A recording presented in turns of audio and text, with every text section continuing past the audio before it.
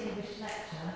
I'm not going to say anything more because all will be revealed as we go, but I am really delighted to introduce a wonderful musician, Lenny Filipova. So, welcome, Lenny.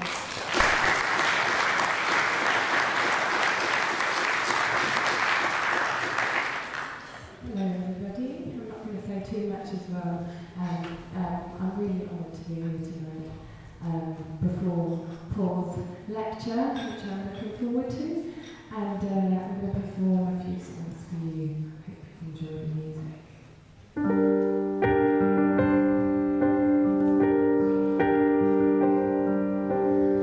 Faster than the sound of the bloody hand cut the prey.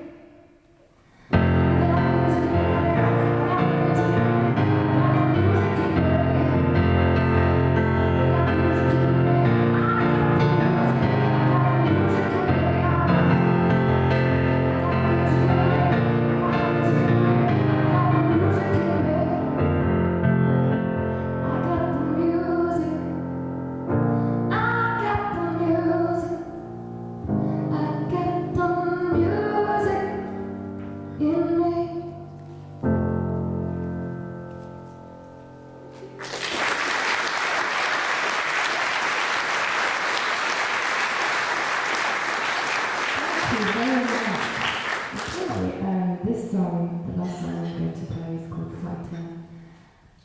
Oh, I hope you enjoy it.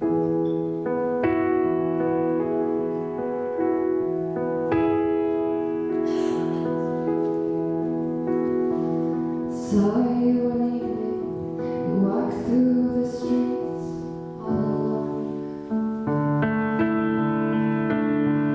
Hands in your pockets, and not quite so sure where to go. Your heavenly face, all destroyed by frown and shame. The people you knew can no longer remember your name. May God forgive you don't know who you are. You look like an angel, you're a devil with a smile. Let the world take you, shake and rip you apart. I'm here to fix you, I'll take you right back to the start. 'Cause I am your fighter. I'll hold my own, never decide. I'm your fighter. I'm here to be with you and put me searching for peace, we can leave all the worries behind. I know you might die, it's 'cause it's just so far aside. Trust me when I wish I'd appeared your door. You've got a friend, let's not pretend you don't need me anymore. 'Cause I'm your fighter. I'll hold my own, never decide. I'm your fighter, it's hard. I'm here to be with you and put me I'm your fighter. Yes, your fighter. Oh, I'm your fighter. Your fighter. I'm here to be with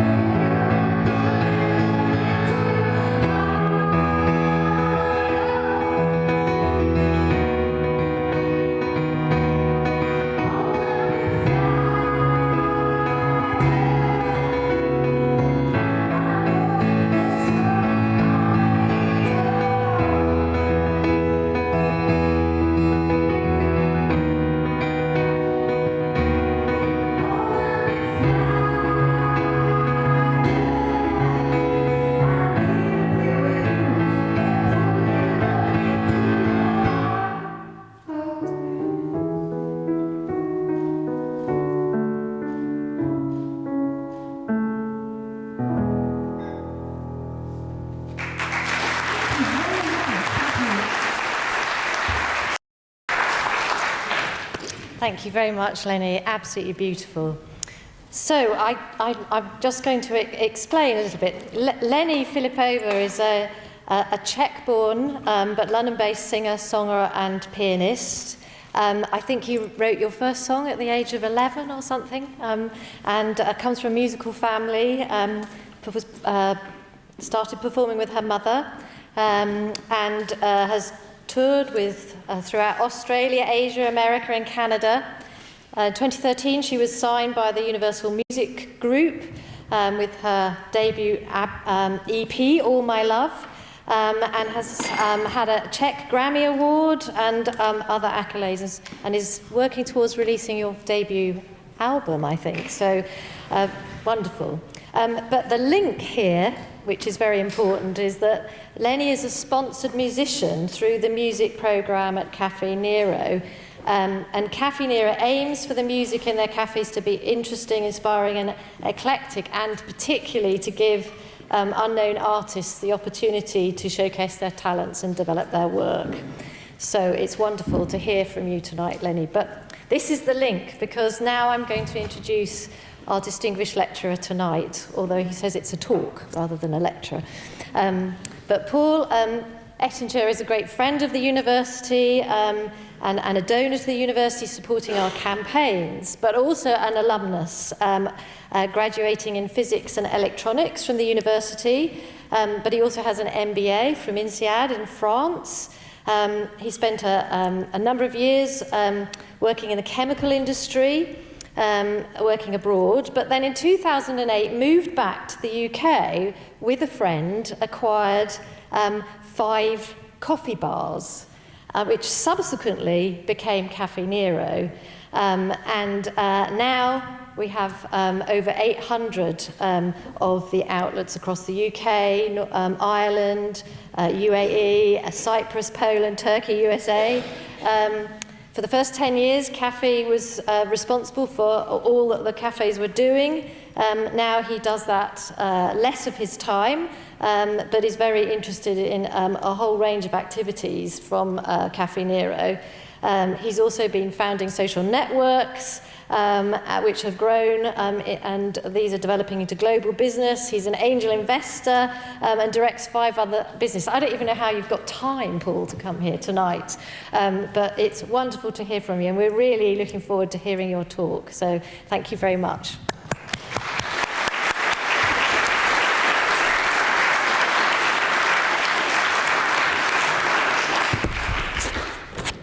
Thank you very much for inviting me to talk this evening. This is a very personal tale of what I've really been doing since I left university. I think I will set the scene by taking off my jacket. I would like this to be a formal talk rather than a lecture. I'm going to talk for about 35, maybe 40 minutes, and it's split into 2 parts. The first part will really be about how I got to Caffe Nero, and then the story of Caffe Nero. And then I think we'll take a break. You'll probably be tired of hearing my voice, and we'll have a few questions there about Caffe Nero. And then I'll go on to talk about my latest venture, which is a social network. I will try and avoid all the business jargon, and this is being videoed, but they promised me I will be allowed to edit the video, because I tend to speak completely out of turn and say things which I shouldn't. And as you all know, the internet is forever. So it might get edited after I've spoken.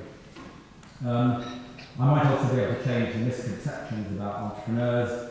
And I guess my objective tonight is maybe someone in the audience will decide to become an entrepreneur after hearing the talk. That would be a great thing. But back to the beginning, I'll go all the way back. I'm British, but neither of my parents were British. They came to this country as refugees. My mother came in 1938, my father in 1975.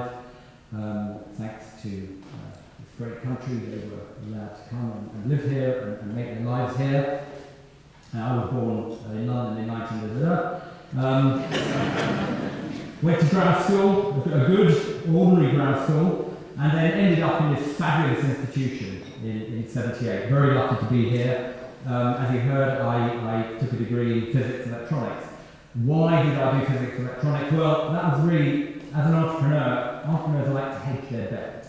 So I thought if I had one foot as an engineer and one foot as a scientist, I was bound to get a job when I left.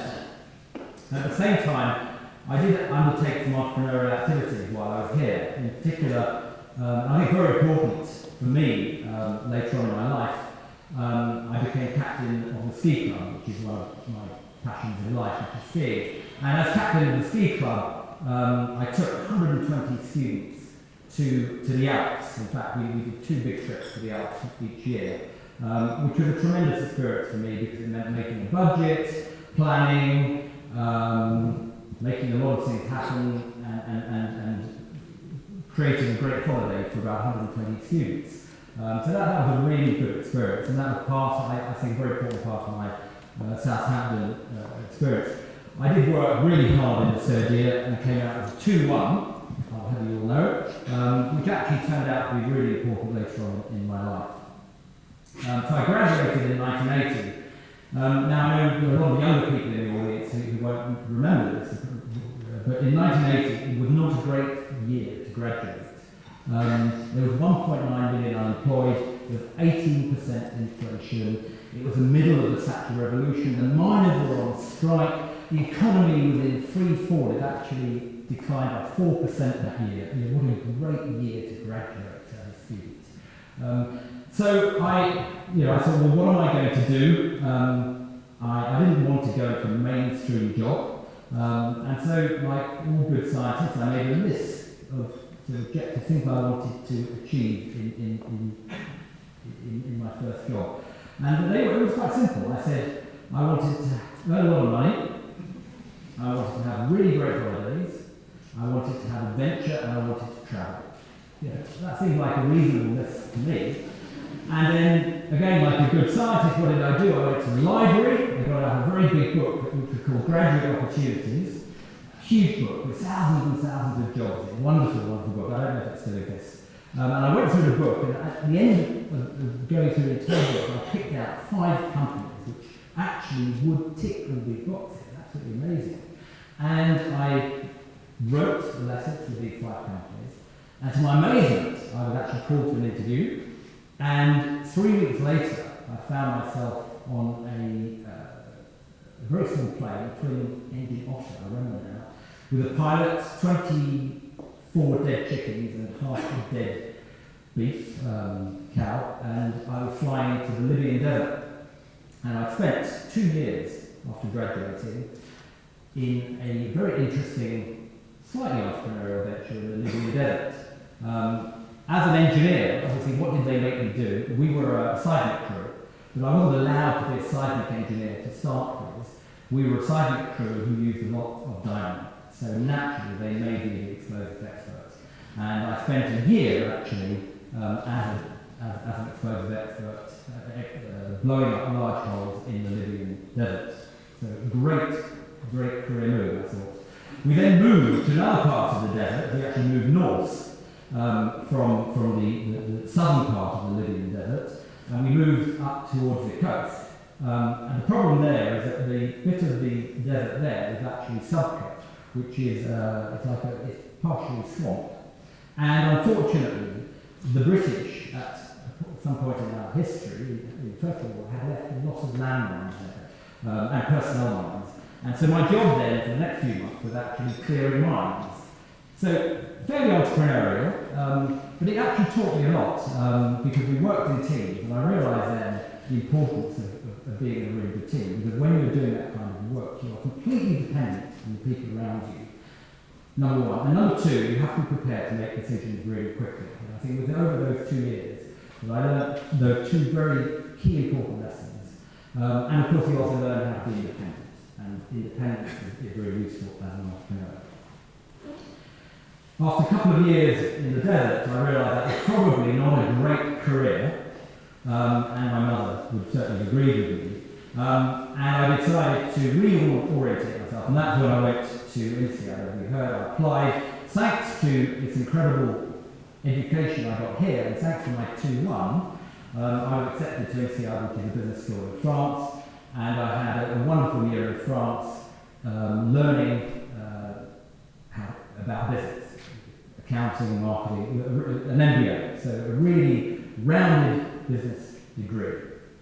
And I was actually headhunted out of there into a completely non-entrepreneurial business, which was a company called Courtaulds, which was one of those great British chemical institutions. We had about 50,000 employees, massive business. But I was offered a very good job, first time in my life I could earn a reasonable amount of money, and I thought I would learn a lot. In fact, what I learned at Courtaulds, which was this great monolithic business, was how not to do business. Unfortunately, over the next 13 years where I spent at Courtaulds, we ended up losing about £1 billion of value. Well, that's a great lesson. You learn a lot. when you see mistakes being made in business, you actually learn more than sometimes when things are going right. But I hung out there for 13 years, had some fantastic projects. I did a lot of work in Asia and watched the whole Asian, the economies of Asia start to really grow, and actually I was one of the first people to build joint ventures in China, which was absolutely fascinating. But unfortunately, the main company was not doing very well at all. Ultimately, I ended up buying a company in Germany on behalf of Courtaulds and went out to run that company, which was a typical German Mittelstand company, a sort of family-owned business which we'd bought. And then, again, a great experience for a couple of years, living in southern Germany, working with a very efficient small German company. So tremendous education for me, but up to that point, I had never really been a proper entrepreneur. I'd sort of learned elements of entrepreneurship. I'd seen some incredible mistakes being made, but I hadn't done anything myself. And then I was sitting at my desk in Germany, and I can remember it today, in 98, and it was one of those moments in one's life where something happens, a door opens, a phone rings, and you've got to make a decision. And the phone rang. Friend on the other end of the phone who I'd been at business school with, and he said, "Paul, I hear you coming back to London, let's start a coffee bar." That's it. Just let's start. I said, "Why me?" He says, "Well, you know about food, don't you?" That was my sort of interview. I said, "Well, I do know about food. I love cooking. I love going to the market, buying food, I love cooking. So I do know about food." He said, "Well, we're going to do a coffee bar." What an incredible idea. He was American, and what had happened is he had seen Starbucks rise in America from nothing over a short period of time and take off. Now, Starbucks at that time were not in Europe, but we could see what could happen. I had come out of this sort of continental Europe background, so I'd been brought up in England, Germany, Austria, and France, and I knew what coffee bars could be. And remember, back in 1997, 98, coffee bars didn't really exist in this country at all. There was nothing here. But I thought it sounded like a great idea, and I felt I couldn't see why the English wouldn't enjoy coffee bars just as much as the Austrians or the French or the Germans. And that was really how the initial idea for Caffe Nero started up. So he offered me fantastic 75% cut in salary. That's the life of an entrepreneur. I had no money, so I couldn't actually buy into the company, but he offered me options. And we worked out that as my wife was working, if everything went wrong, we could probably survive for another year. So we came back to England, and actually what happened is we bought 5 coffee bars. Now, if anyone's thinking ever of starting a business, the best way of starting a business is to buy an existing business. They were just 5 coffee bars. They were already doing okay, but they didn't have a proper brand. And we took over these 5 coffee bars. What I didn't tell you is that when I agreed to join, I didn't actually agree to join. I actually agreed to spend, I think I said I'd spend 8 weeks helping him turn the coffee bar around, but then I had to get a proper job. And I had actually gone out and found another job. And I'd accepted this job, but what I managed to do was to defer starting work for this other company. So I went to Caffe Nero, we bought these 5 coffee bars, we were sort of getting them going, and of course, I then realised this is much more fun than running a chemical company. I was having such a good time, I kept deferring this other job, until in the end, the owner of the company I was meant to join got so fed up with me, he told me to forget it, which was the best thing ever. Of course, my wife never believed me, she said that's what he always wanted to do. So there we were with 5 coffee bars and not much else. We had to build a team. You might hear about things like Facebook, and you hear about Mark Zuckerberg, and you think there's one guy who's built an incredible business. It's not one guy. There's always a team. You might not hear about them, there's always a great team. We were a team of 4. We were very lucky. We had a great finance director who came out of the fraud office, so pretty good experience. We had a second generation Italian who knew something about coffee, luckily, and he'd been running coffee bars. My friend who was the chairman, and he'd come out of venture capital background, so He knew about raising capital, which is really important. And myself, who knew about food. And that was it. And that's how we started Caffe Nero. And in a way, the fact that we didn't really have much experience of running coffee bars actually worked to our advantage, because we just made up everything as we went along. We knew the market.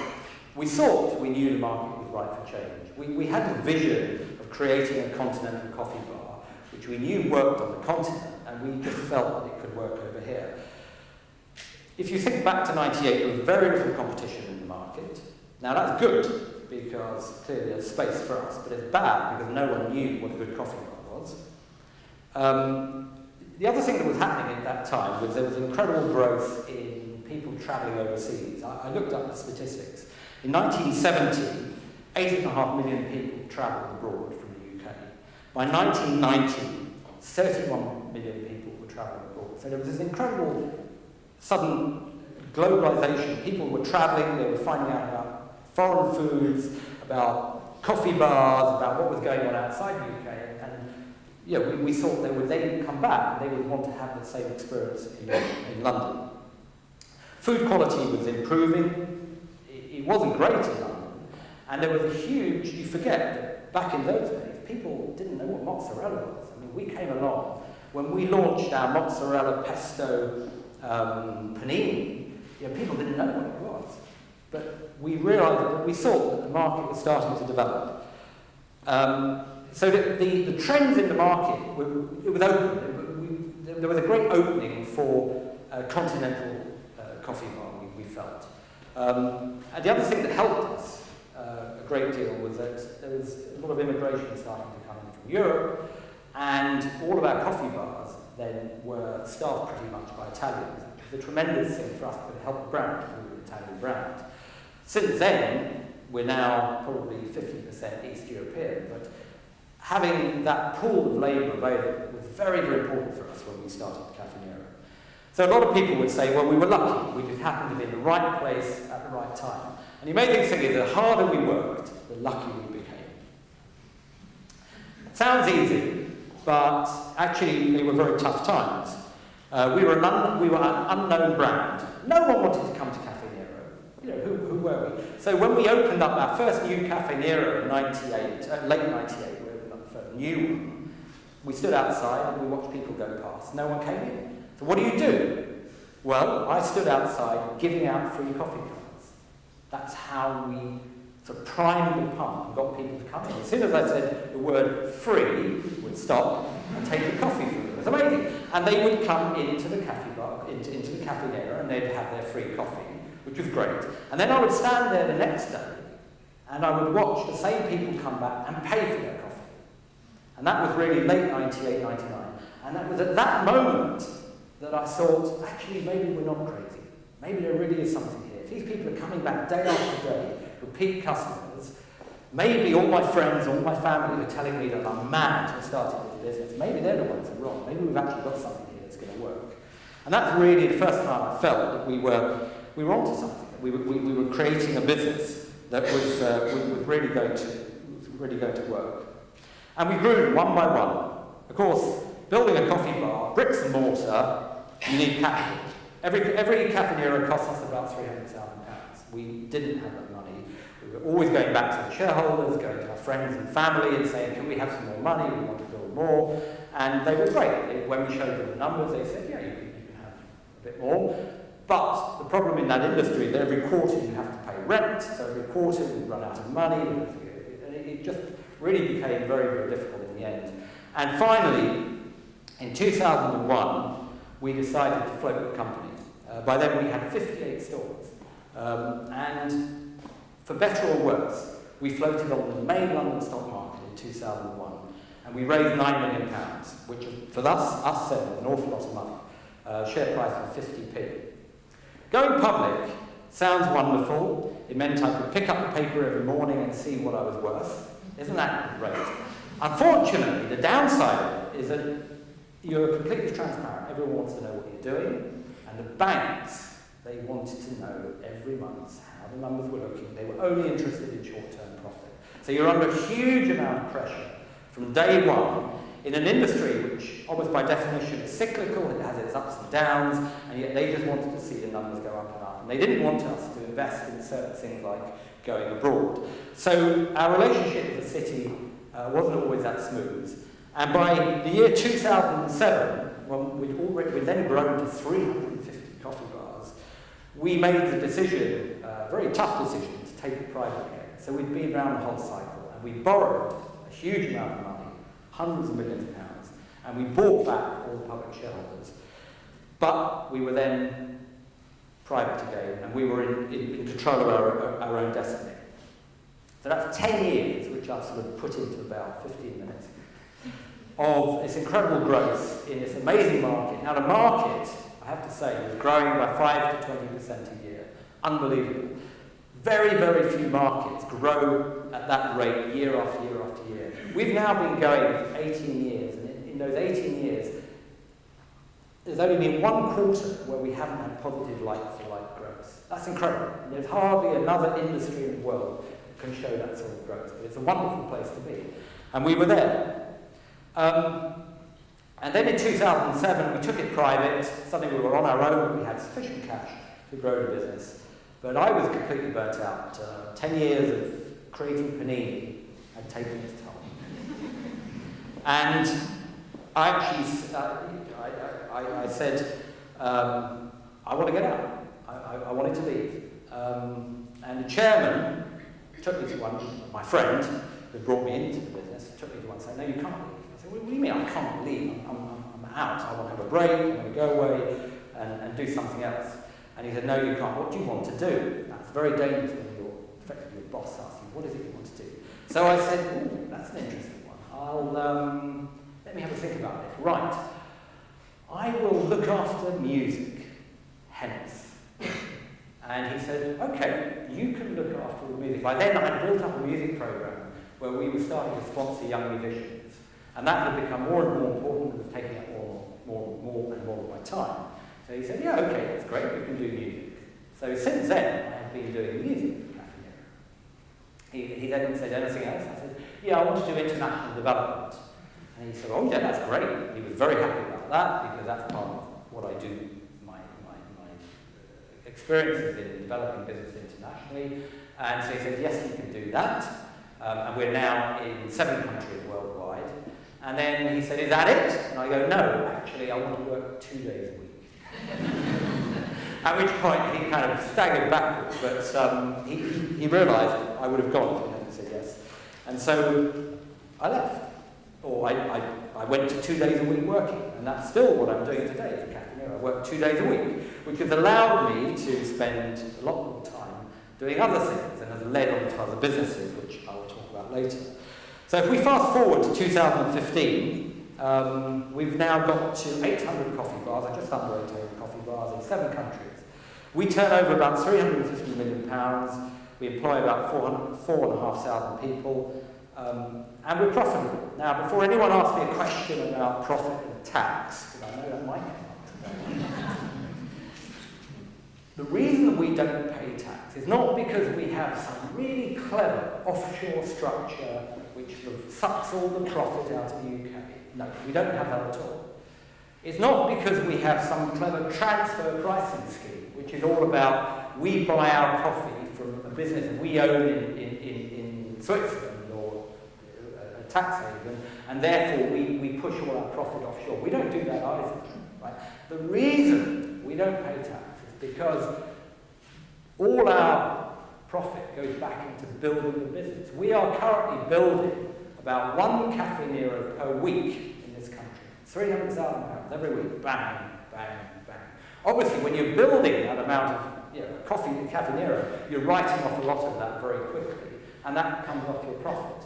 So half of that profit goes into sort of the write-off and building new Caffe Neros, and the other half now goes into paying a huge interest bill because we had to borrow the money to buy the company back. And that is the reason we don't pay any tax, or very little. So that's, in a nutshell, the sort of story of Caffe Nero. Difficult to sort of cover it all in 15 minutes. I think what would be great now, if you'd like to ask questions, you're probably fed up with listening to me speak, and give me a break and I can sort of see what kind of an audience you are, If you'd like to ask questions anything about Caffe Nero, I'm very happy to answer them. Any question whatsoever, because I can always edit them out afterwards. So, any questions particularly about Caffe Nero? You stopped your talk about Caffe Nero in 2007, and we then had the global recession that hit. How did the business cope with the downtimes? Coffee has become an affordable luxury. People, I think people gave up their exotic holidays, and they gave up some amounts of outrageous expenditure. But what it appears is that you have to be completely, really in trouble to give up your daily coffee. I mean, that is now a necessity of life, I would say. At least I hope it is. And that's the one it's in. And as I said, we have only had 1 quarter in the entire 18 years of negative like-for-like. So we've grown every quarter since we started. So personally, as a company, we've never seen a recession. We met at an event here, 2007, 2008, and I asked you why you hadn't opened in the States. And I don't know whether you actually gave me an answer then, but you said if you did open, you would open in Boston. What happened? We have now got 4 coffee bars open in Boston, and we're building a few more. And they're doing incredibly well. America is obviously the home of our great enemy, who we shall not talk about. What we did, America is a graveyard for British businesses. There are so many, the names go on forever. Tesco's there. So what I did is, we're culturally, we're very flexible. It's partly our backgrounds, and partly that we understand now that building businesses, you can't just transplant a brand, a very strong brand like Caffe Nero. You can't just take it from the UK and plonk it in Boston. That's what Pret a Manger tried to do. They plonked Pret a Manger in New York. Complete disaster. They lost $10 million. They nearly went under. I don't think that's public knowledge.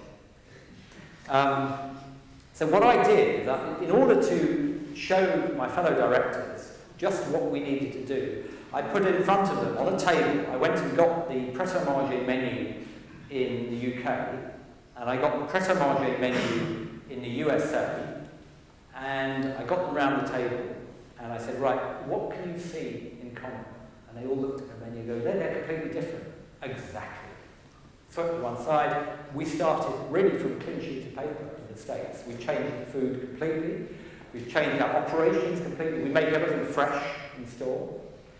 We brought in some American-style coffees, some drip coffees. We've really changed an awful lot. And I think as a result of that, and we're spending a lot more on design, because the Americans have actually not invested a great deal in retail in the last few years, because of their own problems. And when you go over there, it's remarkable how backward actually the coffee bar are. So we've gone out there and we've built these incredible coffee bars with, roaring artificial log fires and huge displays of books and, as they imagine a sort of Italian coffee bar might look like. But they look amazing, and it has wowed the Bostonians, and we're doing really well. So we're going to carry on. And obviously America is a very big market, so it might suck up rather lots of capital in the next few years. Don't know. Sorry. In a market that's becoming increasingly full of various chains and all the rest of it, how would you summarise that you differentiate your brand from the others? Because you could argue a couple of copies of that. You could. You're right. It is becoming incredibly competitive. The number of coffee bars in this country now per head of population, or per 10,000 of population, is higher than in Seattle. Right? That is where we are now. Every high street has a number of coffee bars. And if that wasn't enough, so you've got your Costas and you've got your Nero and you have Starbucks.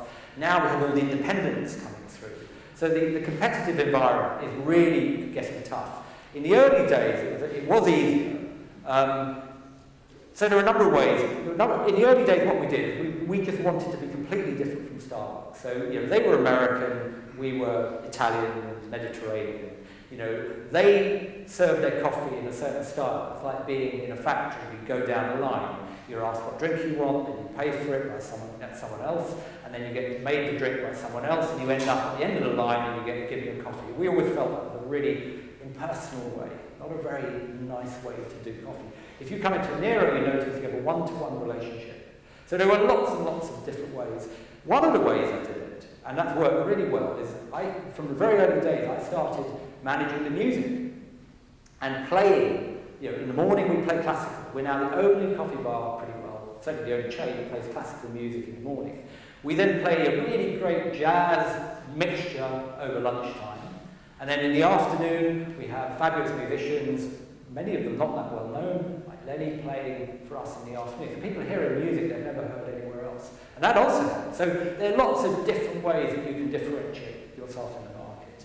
But it's certainly becoming harder, and we have to work harder at that. So as an observation, that's what you said. Actually, your coffee tastes better, and that's why we go. Oh, I didn't mention the coffee, sorry. Cut that from it. Oh, no. Our core, everything we built, and I could talk for an hour about our coffee and why our coffee is better, but everything we've ever done has been built around a core product. The pillar of our brand is all built around the coffee.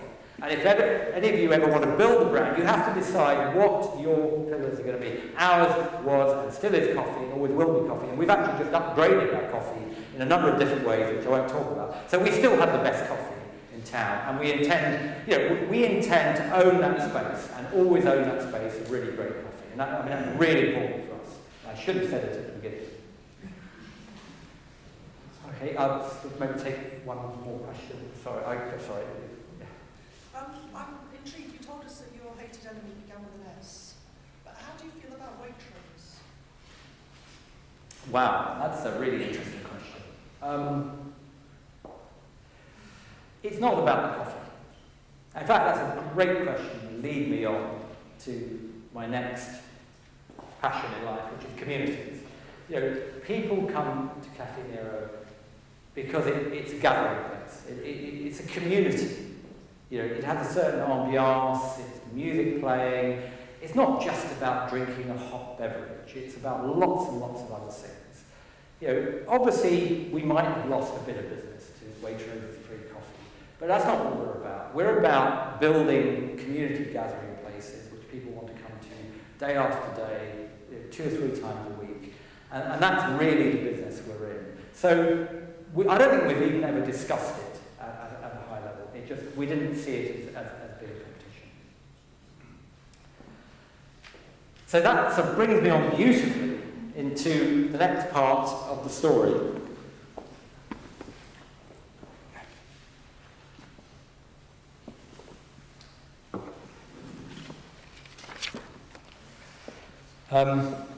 Let me go back to 2008. So there I was, reasonably successful entrepreneur. For the first time in my life, had a little bit of money in the bank and plenty of free time, which, as my wife would say, is very dangerous indeed. And the idea of community started to really go around in my mind the whole time. And I realised then that we weren't just serving coffee. We were creating these communities.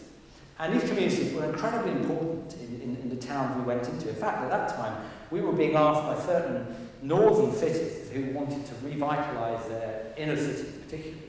They came to us and said, would we build a Caffe Nero? And they would pay for it. That's how important they felt the coffee bar was within the community, which was extraordinary. And at that time, I was hanging around Caffe Nero in Clapham, and there was a guy, a journalist, who lived in this Caffe Nero. He worked in the Caffe Nero, and he was there 5 days a week. And I would walk in, and he would say, Paul, come over here. You have to meet John, who's sitting over there. He's the local managing director of the local newspaper, and you should talk to him because he could help you here. And he did this. He created this incredible community in the Caffe Nero. And we got talking about, wouldn't it be great if the internet could be used to bring people together in coffee bars? So this idea was going around in my head. And at the same time, by pure chance really, I went to a lecture on tribalism given by anthropologists. Don't ask me what I was doing there. And the essence of this lecture was about the breakdown of communities in our society. And the sorts of things he was talking about, the fact that people now move house 8 times in their life. The average stay in a job now is about 4.5 years. And as a result, the communities, it's very difficult to build communities because people are moving all the time. And so I left this lecture just thinking about communities and what we could do to help you use the internet. Because at the same time, there was this incredible growth going on in the internet, and in 2001, 34%, a third of the population of this country were using the internet. By 2013, 90% were using the internet. 2015, 55 million people now in this country use the internet. So there was this incredible growth. Just like coffee bars had exploded, the internet was the same sort of dynamic really was going on there. In addition to that, social networking was taking off. Put it in context, and I looked up these numbers. Facebook in 2001 had 1 million users. In 2015, it's got 1.5 billion users. In this country alone, there's 36 million users of Facebook. So there's, again, an incredible explosion in a market. And so all these trends and these mega trends going around in my head, and I felt there had to be something that we could do to use the internet to build communities. And so what did I do? As an entrepreneur, I went out and I found some very cheap East European coders, and I built a website. The beauty of the internet is that unlike building coffee bars, it costs £30 million, you can create an internet business for hundreds of pounds. I mean, I think I spent £2,000 building a site called meetmeforcoffee.com. Now, amazingly enough, it is still in existence. I know you're all going to rush home today and look at it. It's really embarrassing. And I leave it there as a reminder how not to build a website. So if any of you are thinking of creating an internet business, go and look at meetmeforcoffee.com and don't do anything we did. It was too complex, the coding was appalling, it didn't work properly, it fell over all the time. It was really bad. But we learned a lot in doing that. At the same time, and by pure coincidence, there was someone who I didn't know, living quite near me, living near Battersea, who was burgled. And they just moved into their flat. And literally 2 days later, everything was still in boxes, and they were burgled. And everything was taken, and he wanted to tell the neighbours, warn them that there are these burglars around. And he thought about how could you talk to the neighbours? There was no way of warning the neighbours that there were burglars about and they had to be careful. His brother-in-law, a Cambridge graduate, had been running an IT business, and he went and talked to his brother-in-law, and he said, "It's crazy, there is nothing out there. There's no site. There's nothing we can do to talk to our neighbours." And they started to develop a site which was called streetbook.com, not streetlight, streetbook.com. They created this site, and rather than Meet Me for Coffee was about creating communities in coffee bars, which in itself is a bad idea. Why is it a bad idea? Because the coffee bar is too small, really, to have a community. Communities have to be 500 people plus, really. Within the internet and social networking, you need to have a few hundred people. And so Meet Me for Coffee was never going to work. They were creating, Streetbook was about creating communities around where you worked, so much bigger communities. And they also had a problem with it, they couldn't grow it. But it was based in Battersea. They thought it would be viral. Now, when entrepreneurs build internet businesses, our dream is that it's a viral business, right? Virality is wonderful. Facebook was a perfect viral business. They didn't have to spend much money on marketing at all. All the students who were using it would tell all their friends about it, and it grew. It grew enormously quickly without any marketing spending at all. The type of social network we developed doesn't grow virally, which is a real problem. It means you have to spend some money, or you've got to actually go into the community and build it. And that's what they did. They lived in Battersea and they went out. And they started to go and tell people about Streetbook, as it was then. They put a leaflet through my wife's business door talking about Streetbook, which I picked up. You know, that's a 1 in a billion chance that I would have been there that day, picked up the leaflet, looked at the leaflet and said, but that's my business, that's what I'm doing. I read it and realised that actually their business there, which was very similar to what I was doing, was a lot better. A lot better. So I called them in, pretending to want to advertise on Streetbook. They came in, they told me all about this site, which was working in Battersea. They had about 2,000 members in Battersea then. And I said, I really love this. In fact, I like it so much, I want to buy it. They wouldn't sell it to me, of course. But what happened, cut a long story, we joined forces. In the jargon of the industry, I pivoted. In other words, I got rid of my appalling site and wrong idea and joined forces with Streetbook. We then had to change the name to Streetlife because we knew we were going to be sued by Facebook because they were going out suing everyone who used the name of anything like theirs. And we set about with this dream of developing a website, Streetlife, which would help to build communities in the UK, initially in the UK. It didn't work. It didn't work. It's a network business.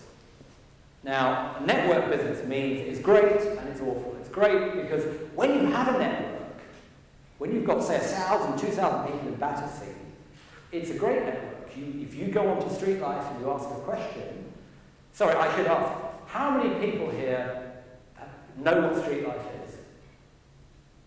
Right. How many people use Streetlife?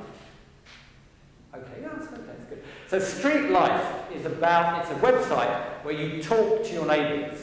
You exchange information with your neighbours. It's a bit like being able to lean over your garden fence and talk to 10,000 of your neighbours. You know, have you seen my cat? Does anyone want my old computer? Who knows a good plumber? You know, all the things that people talk about. That is what Streetlife is about talking to your neighbours. It's a very, very simple idea. But it only works if you've got a network. If you're in a place where you've only got 5 people who are members and you start talking, it doesn't work at all. No one's going to reply to you. So that's the difficulty of it. The beauty of a network business like Streetlife is that once your network is in place, it's a natural monopoly. No one can ever break it. And so once you've built that network, you have an incredibly valuable tool. Facebook, that is a network business. The problem is, how do you build a network? And we were faced with that because the people who use Streetlife tend not to use a lot of other social networks. They're not people, there's no virality there at all. And we went through an awful time, particularly around 2013, where we'd spent quite a lot of money developing the site, but we only had 20,000 members. Didn't work at all. Ultimately, when we found we couldn't grow the site, and we had a lot of competition. There were 7 other businesses in the UK who were trying to do the same thing. The technologists, the coders, got together and they built an extraordinary machine, which was really a big data processing machine. And what they realized is that if we could target certain communities very, very specifically, there might be a way of then marketing in a very tight geography which would allow us to grow a community in a very small area, but area by area by area. That might not sound difficult, but all 7 companies in this space were trying to do the same thing. So we went out, we bought every single address in the UK, we bought all the demographic data in the UK. So we would know, according to where you live, we would know where you go on holiday, what car you drive, probably how much you earn. It's amazing what information is out there. And we bought all of this data. And they put together this machine with a bunch of very, very clever algorithms that would allow us, that we would feed in, on one end we would say, right, we've got £50,000 to spend on marketing. where should we do the marketing and how should we do the marketing? And it would tell us, it said, this is the address of the next most likely member of Street Life. Absolutely incredible. And we raised a bit of money, because we had to test it, of course. Yeah, we thought that was really clever. And we raised enough money that we could actually test this. And we tested it in Sevenoaks, I remember. And we did a trial in Sevenoaks, and there were no members of Street Life in Sevenoaks. And within 3 weeks, we had over 1,000 members just in Sevenoaks, and we had a thriving community. A thriving community to us means people are talking all the time. There's a lot going on. It's a really active community. People obviously enjoy using it. And that was a sort of a bingo moment. By the time we discovered that, all of our competitors had left the market. That's how difficult it was. And a couple of them were very, very well funded. They were very wealthy companies. They gave up. They got out. They couldn't work out how to grow a network. And we had it. The problem then, obviously, the great problem we had was that we had to raise more money. So, we raised £600,000, and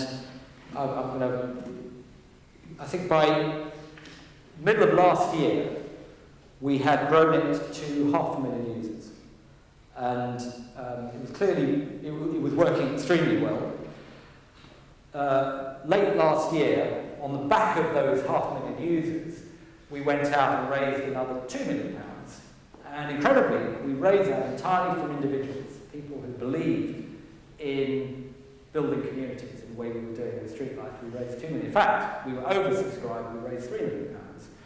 And today, we're sitting there with this wonderful community builder called Street Life, with 1.1 million users in about 5,000 active communities all around the country now. So this is this sort of, what we call it Street Life Community Builder, this sort of big data machine has allowed us now to spread throughout the country and to build it to 1.1 million users, which is a lot better than a couple of years ago. Incredible growth. I mean, there were days when we were adding 20,000 users a day. That's amazing. I mean, in Caffe Nero, if we added 20 users a day, we were happy. But in the internet world, it's just on another massive scale. We're adding 20,000 a day. We're currently in the process, so the UK is not done. I mean, we think that we can get up to about 5 or 6 million users in the UK. And the bit that is still not done, that we're working on at the moment, is monetization. Before anyone asks a question, what is our revenue stream? At the moment, we have very, very little revenue stream. But we have a very loyal audience who come back, use the site all the time. They use it for incredible things, for building community programs, obviously for giving things away, for selling things. A lot of local businesses use it to promote themselves in the community. So really, really useful community tool. But up to now, we haven't really bothered about trying to earn money. We're now in the process of what they call a monetization process, where we believe we can turn all these millions of users and 40,000 businesses have registered, we can turn that into cash flow. And that's where we are at the moment. And as we're doing that, we're actually in the process of raising, we're in the middle of discussions at the moment, what we call our Series B fundraising, which we're going to be raising about, $25 million plus. And the valuation of the business, I can't even talk about, but it's astronomical. You wouldn't believe what people are valuing the business at now, compared to 2 years ago, when it was worth maybe a couple of £1 million. That's extraordinary. And what we're going to do with this money is take the UK up to about 4 or 5 million users. So that's really, we would say that's about 40% market share of all the households we think we can approach in this country. We'd have about 40% market share, and it'll take us into 5 continental countries. So that's our ambition at the moment. I'm a realist. Until the money's in the bank, you shouldn't count it, or you can't count it. But we believe that by early next year, we'll be growing in a few other European countries. That's Street Life. Very different to bricks and mortar, Caffe Nero. What we've done in the last 2 years is 1.1 million users. It's an incredible network which is going out there. Very, very exciting. The dynamic of the internet businesses are extraordinary, absolutely amazing.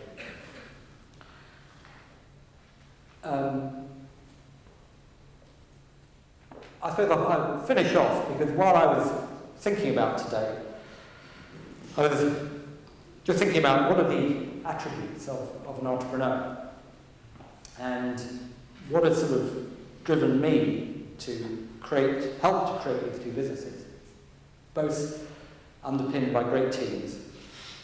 I think there were three things in particular which I pulled out. I think first of all, if you want to be an entrepreneur, if you want to create a business, you have to have really profound optimism. The glass is always half full. You can never be a pessimist. You just have to be that eternal optimist. Of course, that drives my wife mad. She's French. She's always looking at the other side of things. But you have to be that optimist and never, ever drop that optimism. That's absolutely critical. Number two, you have to be utterly stubborn. There were so many times in the life of Caffe Nero, and even more in the life of street life, where we could have given up. I didn't talk about all the difficult times. We ran out of money constantly. It was really tough. We went through a couple of really, really difficult years, and people had put their mortgages, their lives on the line on this, but we just wouldn't give up. And as an entrepreneur, you just can't give up. You have to keep going. Even when you've got 5 minutes to bankruptcy, you still believe something's going to come along and save the business. And, of course, above all, you have to have a total belief in what you're doing. You can't, there can't be any doubt whatsoever in your own mind that idea that you've got, however many people are telling you that it's never going to work, you've got to believe in it totally. So we went through years when everyone was telling me coffee bars wouldn't work. We went through, until very recently, everyone told us that street life wouldn't work. Professional investors, whoever. But we never, ever gave up believing in that dream that we had to create this community social network. And that is absolutely critical for any entrepreneur. It might not work. Let's be clear, a lot of businesses don't. But then you have another dream, and you follow that. And that's what you have to do. So a very, very final thought is maybe this weekend, if you haven't yet got to know your neighbours, get to know them. And whatever you do, please, all of you who didn't put up your hands, please do join Street Life. Thank you very much.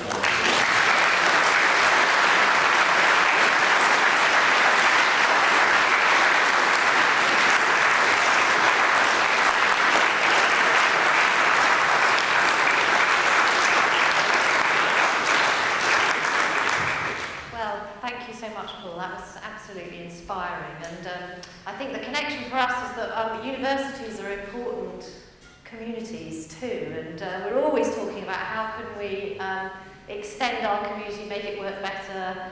How we do that digitally is always a question, so I think you've given us a lot of food for thought. Maybe we need a Southampton University Street Life or something, maybe the next thing we need to do, but thank you so much. And this is just a very small token of our appreciation for you. Let's have any more questions.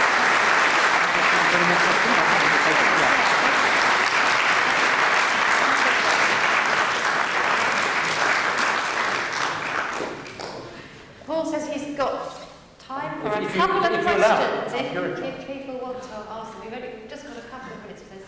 Yeah, please. I think the impact on the exits of ad blockers is going to be. Sorry. What do you think the impact of ad blockers is going to be on the internet industry?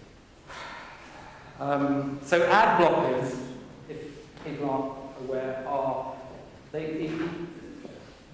they will block any ad. If you're looking at a website, they'll block the ads coming up.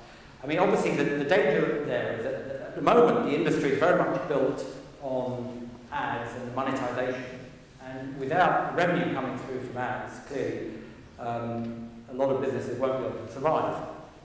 Actually, there's a very good article, I think it was today in the FT, about what might happen. First of all, they'll only block certain ads, and so for street life, for instance, it won't impact us at all. But if it becomes ubiquitous, certainly, then the ad industry is they're going to have to get together and discuss how this can work effectively, because the revenue stream is absolutely critical as it is today. I think it will evolve, like all these things. You know, people are saying, oh, it's going to be a disaster, and the internet, the whole industry is going to come to an end.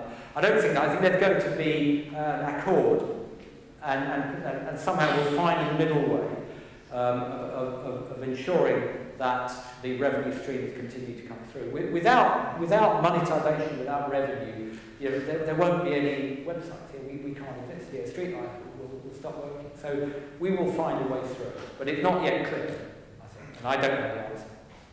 So Paul, before we started off tonight, you said that you might have put in your talk something about the end of capitalism. So maybe you just want to just say something about this for the last couple of minutes. No, on a kind of a slightly more serious note, as an entrepreneur, and particularly working with small businesses and businessmen who run generally businesses with under 50 or 100 employees, clearly it's a great concern that I think many people's impression of business and capitalism over the last 10 years has been very negatively impacted by all the scandals, you know, the banking scandal, Enron scandal, insider trading. I mean, it just goes on and on and on.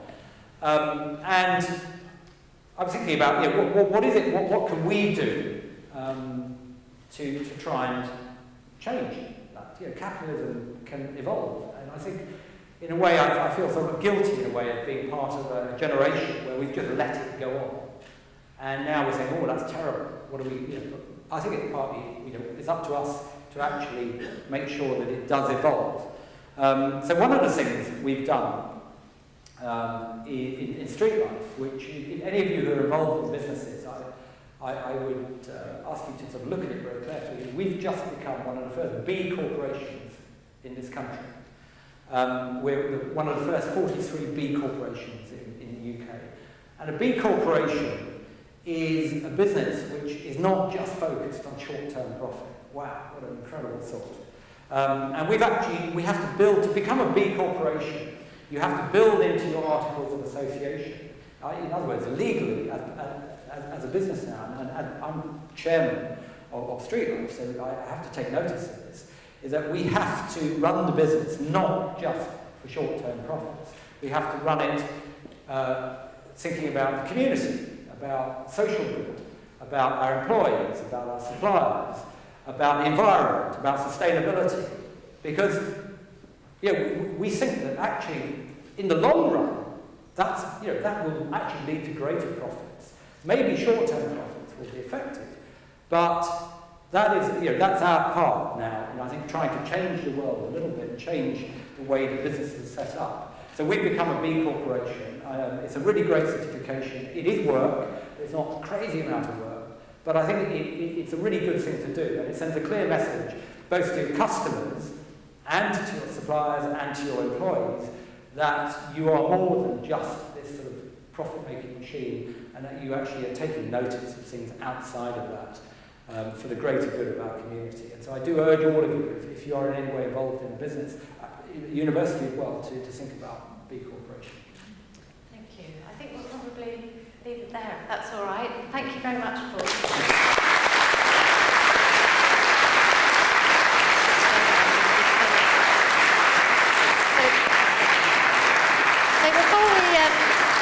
Tonight, I've got one other thing to do, which is to ask Lenny to come up and take a final bow for the lovely music and singing.